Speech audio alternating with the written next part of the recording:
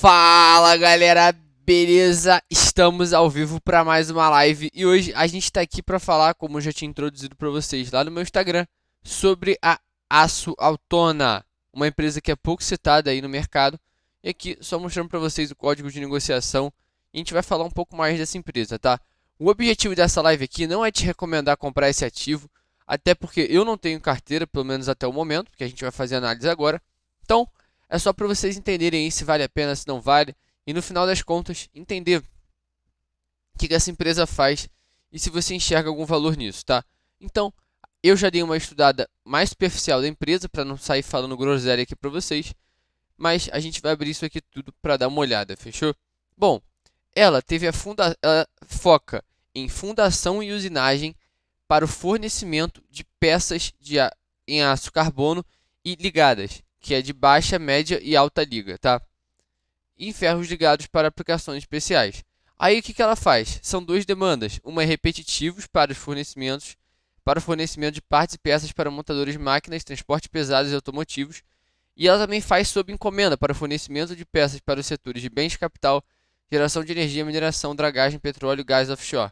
Ou seja, ela está lá no começo da produção. Ela está naquela fase mais primária, onde você usa aí os elementos mais básicos, fechou? Ela é uma marca de referência global e ela se situa entre as maiores empresas brasileiras do segmento e ela exporta para mais de 25 países que a gente consegue ver aqui no mapa.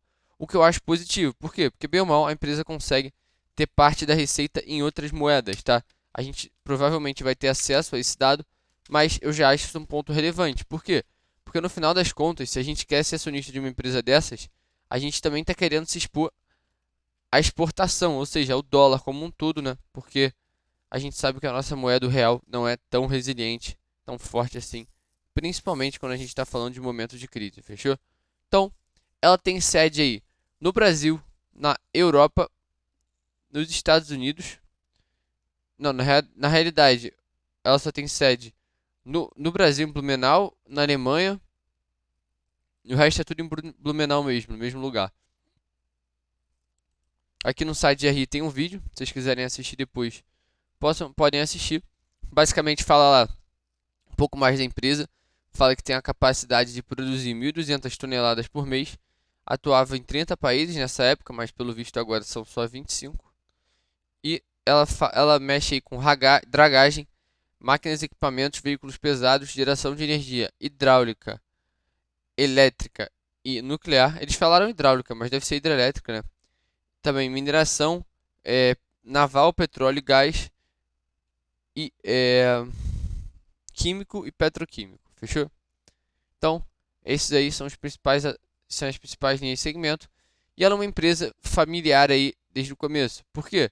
Que ela chamava inicialmente Auerbach e Werner, que é o nome dos dois proprietários, que ela fabricava panelas de ferro, máquinas de moer carne, ou seja, uma coisa mais primária, até porque a gente estava em outra época, né, 1924. Mas anos depois ela conseguiu se renovando e em terceiro para o milênio, sei lá o que ela tá. É importante vocês lerem isso daqui.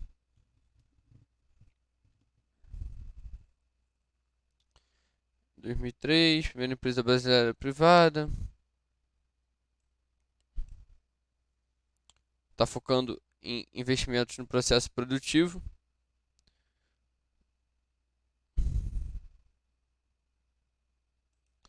Em 1924 ela foi fundada. Em 1933 ela integrou o aço na linha produtiva, porque era só ferro. Em 1970 a expansão já era realidade e começou a fornecer peça para outros países. 2015 já tem 91 anos, já tinha 91 anos, agora já deve ter 96, né? Se realmente tinha 91 em 2015. 2016 a mesma coisa. 2017 compromisso com excelência. É, a mesma questão aí. Às vezes é um pouco balela isso que eles falam, tentam dar um papo como se a empresa fosse perfeita, maravilhosa, mas a gente tem que entender também o lado deles, fechou? Então vamos ver aqui o formulário cadastral.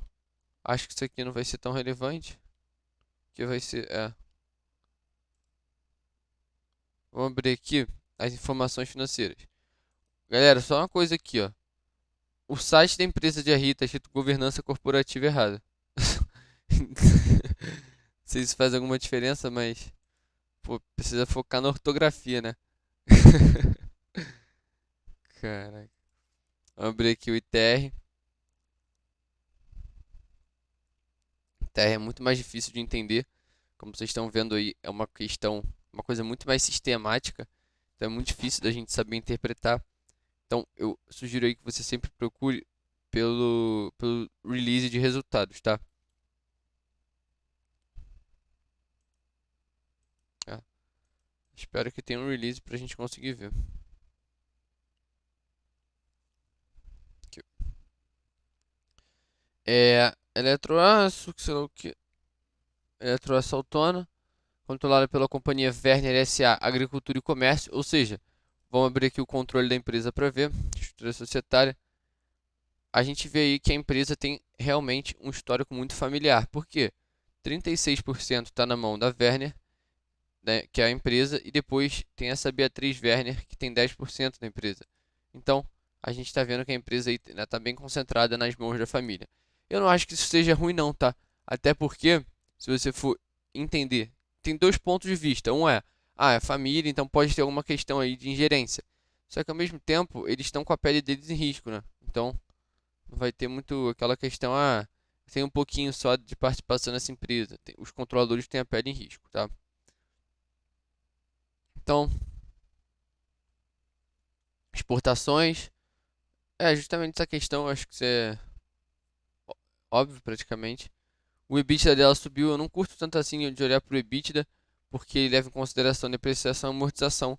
E mais uma empresa industrial pode não ter muito nexo a gente olhar para isso, tá? Ela é uma empresa que está atuando no setor de é praticamente uma siderurgia, né? Mexendo com aço. Então ela acaba sendo afetada pelo preço das commodities, bem ou mal. E o dólar afeta bastante isso. E ano que vem, ano de 2021, a gente, grande parte do mercado acredita em uma alta das commodities. Então a empresa pode se beneficiar disso.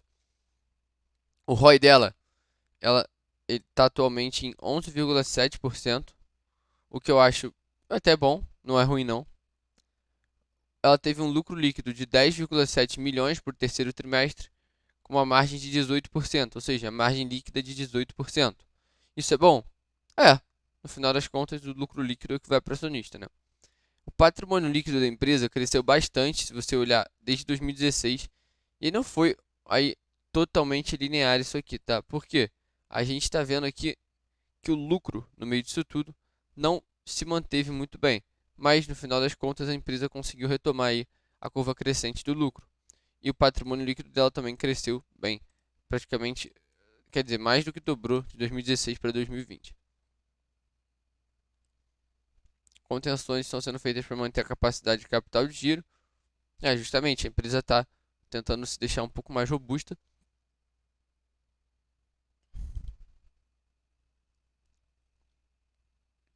Vamos ver aqui a estratégia dela. Investimentos em ativo mobilizado para modernização e expansão no Parque Fabril. Honrar compromissos assumidos para contínuo acesso ao mercado de crédito. Os investimentos em ativos imobilizados visam a manutenção, melhoria de performance e aumento de capacidade produtiva, para que a companhia possa atender com excelência as demandas de seus clientes. Mais uma coisa errada escrita aqui no site da empresa. Para esse terceiro trimestre de 2020, os investimentos totalizaram 2,8 milhões de reais, que acumulado no exercício acumularam 11 milhões. Para o mesmo período de 2019, o montante foi de 4,2 milhões, ou seja, a empresa está investindo bastante aí para conseguir se expandir. E mesmo assim a gente está numa situação aí mundial de crise, teoricamente, então sim, bem positivo. No encerramento do terceiro trimestre de 2020, as obrigações com instituições financeiras somavam 117,3 milhões bruto. Certo. Esse incremento se deu em virtude do reforço do caixa em função da pandemia. Pera. A empresa aumentou a dívida dela para fazer caixa. Certo. É, não acho tão positivo não. Realmente eu não acho que seja uma maneira saudável de se conter mais caixa, né? É, mas ela foi de maneira preventiva, descontando o saldo em caixa que totalizaram um montante de 44,7 milhões, o endividamento líquido resulta em 72,7 milhões. Ela diminuiu a dívida líquida, Até se você olhar a dívida líquida sobre EBITDA, por exemplo, diminuiu, mas ela aumentou a dívida dela para se sustentar durante o Covid, ou seja, ela não tinha estrutura financeira para suportar uma pandemia. Não acho isso bom, mas pelo menos a empresa deu o jeito dela aí. Se é bom, se é ruim, eu achei uma porcaria, mas vamos entender, tá? O vencimento da dívida tá todo aí focado no ano de 2020, o que a empresa vai ter que saber honrar com isso, sendo que esse demonstrativo aqui é do terceiro trimestre, então ela tem que estar se virando para pagar essas dívidas até a semana que vem. Que para quem não sabe, a gente está soltando esse vídeo aqui, essa live aqui dia 23. Então, o endividamento em milhões está aí em 73,2 em dívida circulante, 44 em dívida não circulante. Em milhões, a dívida dela tá, aqui do segundo trimestre de 2020, tá 73% em moeda nacional e 44% em moeda estrangeira. O que eu acredito em relação à dívida? Cara, tem um lado bom e um lado ruim de você ter dívida em dólar, por exemplo. Por quê? Ao mesmo tempo que os juros lá são mais baixos, ou seja, você paga um juros mais baixos pela tua dívida, você sofre da variação cambial. A gente tem que ver as fontes de receita da empresa para entender. Mas ter uma dívida em dólar, ela se contrabalanceia aí por essa dualidade, tá? Atualmente a taxa de juros no Brasil está bem baixa, então não faz tanta diferença assim. Tudo vai depender do perfil de risco da empresa, porque daí o cara que vai lá emprestar dinheiro vai decidir se ele vai cobrar mais ou menos de juros, né? O cara não, hein? O banco no caso. Como garantias, a empresa ofereceu alienação de máquinas e equipamentos. Beleza? Para quem não sabe, garantia, ela bota lá como um colateral do empréstimo. Então, tipo assim, se você quer 5 mil reais emprestados de mim, eu não vou te emprestar do nada. Você tem que botar alguma coisa como garantia. Aí, no caso, eles botaram máquinas e equipamentos, tá? É... Simples. Demonstração de resultado da empresa.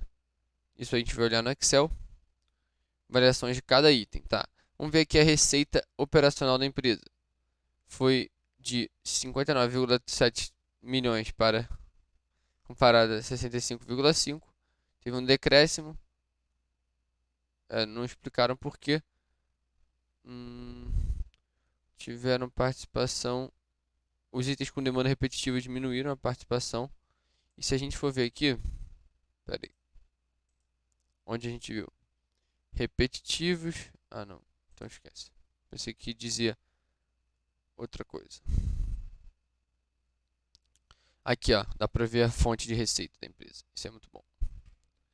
Receita operacional líquida consolidada. No total, ela tem 30 mil reais, 30 milhões, né? Porque está em mil. 30 milhões vindo dos Estados Unidos, 7 milhões vindo da Europa, e 21 milhões vindo do Brasil e 340 mil reais vindo da América Latina. Ou seja, ela tem aí a parte mais relevante da receita operacional líquida vindo justamente dos Estados Unidos. Então isso é bom. Por quê? Porque a empresa está se protegendo da variação cambial e a gente enxerga isso como um ponto positivo se a gente está olhando do lado do investidor, tá? E aqui a gente tem... Qual a diferença? Aqui é o terceiro trimestre de 2019 e aqui é o terceiro trimestre de 2020. Ah, beleza. Ou seja, ano passado ela tinha mais receita como um todo, vindo de todos os lugares. Esse ano acabou reduzindo um pouco. Tem que ficar de olho nisso. Até porque se ano que vem continuar reduzindo, vai mostrar um desaceleramento no segmento. Fechou? Aqui é o que? Receita operacional líquida de novo. América do Norte dominante, novamente. Aqui teve de novo aquela questão lá que eu falo direto aqui, que teve a exclusão do ICMS na base do cálculo PIS e COFINS, e isso daí entra como um efeito no lucro líquido da empresa, quer dizer, na receita. Então isso mexe aí com um pouco dos balanços, tá? O custo dos produtos vendidos acabou reduzido, ou seja, isso é bom. Despesa com vendas gerais administrativas aumentaram. O objetivo é a readequação estrutural passando no setor de programação, controle de produção. Falando de gerência de supply chain, ou seja, a empresa teve que gastar mais para conseguir gerar a receita dela, fechou? Então, entendeu? Acho que essas perspectivas aqui já dá pra gente ter uma noção bem legal. E aqui a gente tem os números da exportação brasileira de aço, tá? Aqui, ó. exportação brasileira de aço, exportação Autona Fundição. Em milhões de dólares, a Autona conseguiu aí aumentar a participação dela na exportação brasileira de aço, tá? Ou seja, 36,9% da exportação brasileira de aço é produzida aí, quer dizer, exportada pela Autona. Isso é bom, por quê? A gente estaria sendo sócio de uma das maiores exportadoras do país. E aqui a gente tem mil toneladas, né? No caso, 16% das toneladas exportadas são da Autona, tá? Porque aqui a gente está falando de dinheiro, aqui a gente está falando de toneladas, ou seja, ela consegue receber mais por menos toneladas, olhando assim de maneira mais exterior. Não entendo tanto assim como é que funciona o setor, então se eu estiver falando alguma besteira aí, me corrijam, fechou? Aqui a gente tem a receita líquida por região, no caso, como a gente já falou, ela está com uma receita no mercado externo maior do que no mercado interno. E no terceiro trimestre de 2020 reduziu principalmente no interno, tá? Fora do Brasil ela vendeu até mais. E a participação em peso do mercado interno e externo é essa daqui. A gente vê aqui, terceiro trimestre de 2020 é de 45%. 45%. Ah, não. É 54,3% Brasil e 45,7% no exterior. Fechou? Estava confundindo aqui. O faturamento, comparado com o mesmo período, teve uma redução de 23,8%. E o faturamento caiu quando comparamos após a disseminação de uma nova cepa.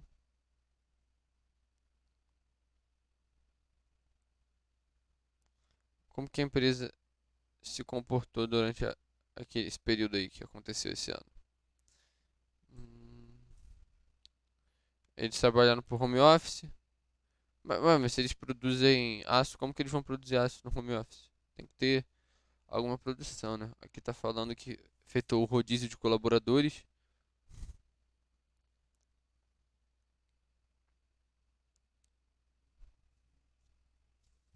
Efeito nos principais macroeconômicos. O IGPM, que é o Índice Geral de Preços, que é o índice aí de inflação do aluguel, que uma galera gosta de chamar, teve uma crescente muito grande agora nesse ano. E isso pode influenciar os resultados da empresa, tá? Ficar de olho nisso daqui, porque não só da empresa, como o teu dinheiro pode ser afetado. E aqui o IPCA. A cotação do dólar também, como eu tinha falado, afeta bastante. Para amenizar os fatores, foram adotadas medidas como repasse de preços e redução de custos, para se proteger dos fatores externos e trabalhando na busca constante de aumento da competitividade e qualidade. A companhia está constantemente buscando a excelência operacional. Temos como objetivos estratégicos e metas o aumento da produtividade, redução do prazo de entregas, redução de custos e retrabalhos, investimentos em novos processos, tecnologias, gestão eficaz de compra, investimentos em qualificação de pessoas, segurança e meio ambiente, tá? Dos controles internos adotados para assegurar a adequada elaboração. Isso aí não vou olhar não. E é isso em geral. Isso aí é um overview da empresa. Deu pra gente entender bem como ela funciona. Se você quiser dar uma olhada rápida aqui nos indicadores, pode olhar. Eu acho até relevante. O que eu acho legal da gente olhar aqui? O histórico do PL da empresa, que a gente vê que está sempre nesse mesmo nível, tá? Só de eu assistir cada aqui provavelmente foi alguma distorção, tá? Se a gente pegar aqui o preço ao valor patrimonial, realmente a média é 0,84, está um pouquinho abaixo da média, ou seja, a empresa está descontada em relação ao valor patrimonial. Preço sobre EBITDA está maior do que a média, preço sobre EBIT está ali em torno, né? 40 centavos, quer dizer, 40 centavos não, 4%. Lucro por ação, vamos ver como é que se comportou ao longo dos anos. Diminuiu e agora está aumentando de novo.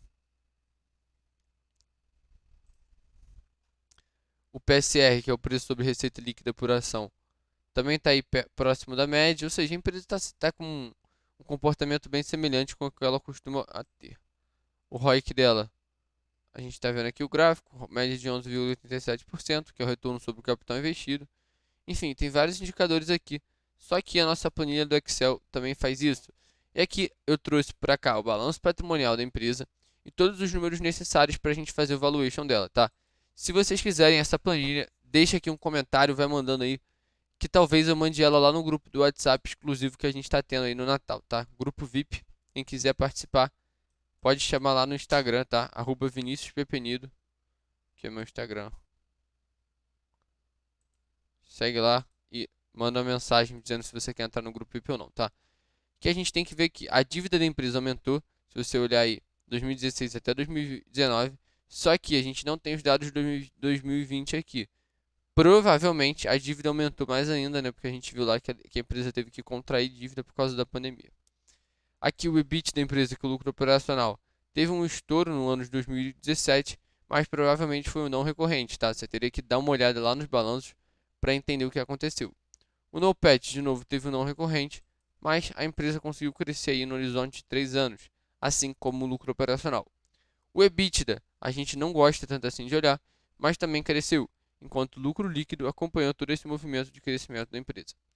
Aqui, os dividendos, a gente está vendo aí que a empresa é sim pagadora de dividendos, e se você abrir aqui no Status Invest, que é o site que mostra aí o pagamento de dividendos da empresa ao longo dos anos, a gente vê que sempre foi uma empresa que gostou de pagar dividendo para os seus acionistas, tá?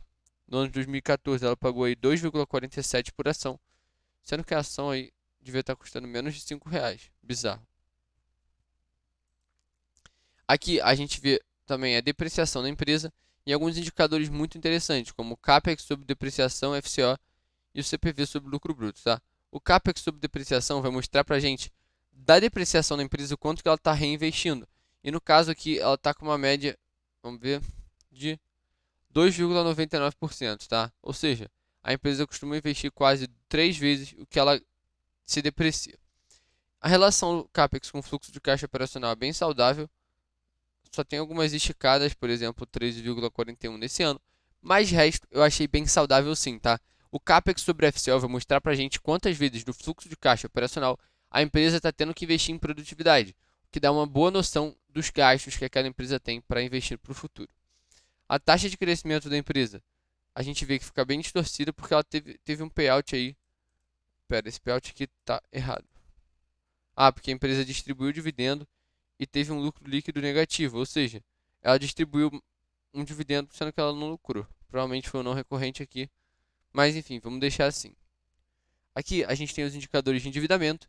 A empresa não é tão endividada assim, tem uma dívida até saudável, uma liquidez corrente legal, uma liquidez seca também legal. A margem bruta da empresa aumentou em quase 10%, se você olhar de 4 anos para cá, eu acho isso muito positivo. E a margem operacional também. Todas as margens aqui, se a gente olhar, cresceram bastante, tá?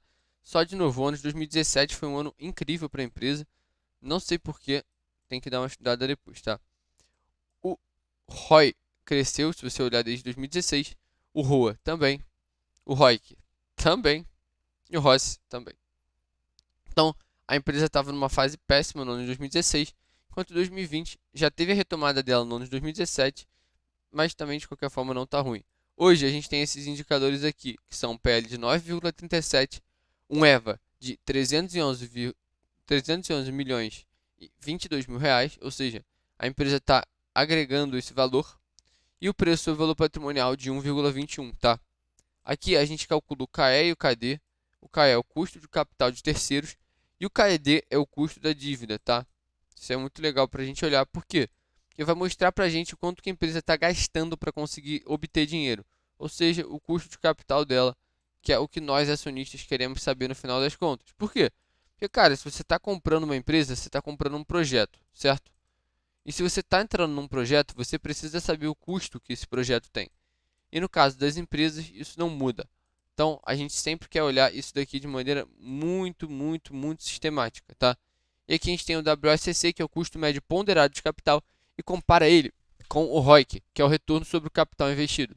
A gente gosta de usar esse indicador, por quê? Porque o WACC vai mostrar para a gente o custo de capital da empresa e o ROIC, o retorno sobre esse capital. Então, a gente tem uma noção muito legal sobre o custo e justamente o retorno que a empresa tem. Aqui, a gente. Desculpa. A gente tem o, o fluxo de caixa descontado da empresa, que é justamente pegar o fluxo atual da empresa, projetar para o futuro e ver quanto isso valeria hoje, tá? Lembrando, eu fiz lá o vídeo sobre o valuation de Gordon, que eu fiz o top 10, ou seja, a gente pegou e procurou as empresas mais baratas da bolsa E ela foi uma delas, tá? A EAUT 4, que é justamente a Aço Autônoma. O que aconteceu? Aí, se a gente fizesse pelo modelo de Gordon, essa empresa estaria descontada. Só que o modelo de Gordon ele leva em consideração que a empresa paga dividendo e que o único fluxo de caixa que a empresa tem são os dividendos. Aqui a gente faz um fluxo de caixa mesmo. Pega a receita, pega o NOPAT, pega o CAPEX, variação, necessidade de capital de giro e projeta isso tudo para o futuro. E no caso, a gente chegou aí na conclusão de que a empresa estaria cara. Por quê? Porque, cara, ela gera um fluxo de caixa irrisório se a gente for pegar realmente. Inclusive, ó, pegar aqui indicadores F18. Tá usando NoPatch. A gente poderia, sei lá, tentar trocar isso daqui por outras coisas, justamente para não para dar uma expandida aí nos números da empresa. Se a gente colocasse, por exemplo, lucro bruto, só para vocês verem como é que funciona, tá? Eu não uso lucro bruto e nem recomendo que vocês usem, tá? Vou pegar aqui. Lucro bruto. Na verdade, teria que ser uma média.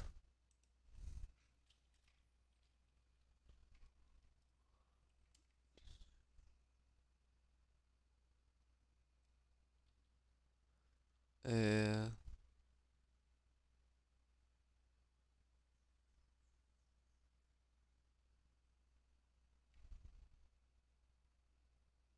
Então, até F35. Então, aqui a gente tem justamente o lucro bruto da empresa sendo projetado. Mas olha que absurdo isso daqui. É óbvio que não está certo, tá? Por quê? Porque a gente está excluindo muita coisa no meio desse caminho. Por isso que a gente usa o NOPAT para calcular, NOPAT, NOPAT, tanto faz, para projetar o fluxo da empresa, tá? Eu não recomendo que vocês usem outra coisa, não. E aqui tem várias métricas que são muito subjetivas, tá? O WACC, tudo isso envolve muita métrica assumida. Não recomendo que vocês saiam utilizando sem entender, tá? E aqui, pera aí, o preço justo da ação. Ué, tem uma coisa errada. Calma aí. Preço justo da ação. Por que que não dá certo fazer essa questão do preço justo da ação nessa empresa? Porque ela tem dois tipos de ações, ordinárias e preferenciais. Eu vou até mostrar aqui para vocês não pensarem que eu estou mentindo, tá? A ordinária custa R$ 14 e a preferencial custa 5. Então não tem como a gente fazer essa questão do preço justo, tá? Mas aqui é o valor de mercado, porque se você não viu aqui, a gente pegou as ONs e as PNs, tá? Então, ela está com upside negativo, mas se você quisesse aí mudar o crescimento perpétuo, você acha que a empresa vai crescer 2% ao ano, você poderia mudar e tem um upside negativo de qualquer forma, mas, enfim, pode mudar a tua perspectiva, fechou? Então, não tem oportunidade nenhuma dessa empresa usando esse método. Mas, se a gente for fazer o modelo de Gordon, que é pegar a média dos últimos dividendos, projetar, pegar o dividendo na data 1, pegar o KE e depois fazer o valor justo, a gente teria aí um upside de 43%, ou seja, a gente estaria com uma margem de segurança aí nessa empresa. Por quê? O Buffett diz para você sempre ter uma margem de segurança de 30%, então seria justamente isso daqui tudo menos 30%. Daria um upside de 13%, tá? Então, a gente já entendeu o quão valuation é subjetivo. Por quê? Porque, cara, a gente fez dois modelos diferentes. Um diz que está caro, o outro diz que está barato. No final das contas, o importante é você saber se você gostaria de ser sócio dessa empresa e o que pode afetar os fluxos futuros dela. Porque quando você compra uma empresa, você está comprando o lucro futuro dela, tá? Por isso que é importante você saber fazer esses modelos e entender o que o mercado está acreditando para cada uma delas, tá? Então, se você curtiu, não esquece de deixar a tua curtida aqui embaixo, se inscrever no canal. E a gente está fazendo aí o nosso grupo VIP de Natal. Então, se tu quiser participar, me manda um direct lá no Instagram. E valeu galera. Muito obrigado por quem assistiu. Um abraço aí para todos que assistiram a live até aqui. Fui!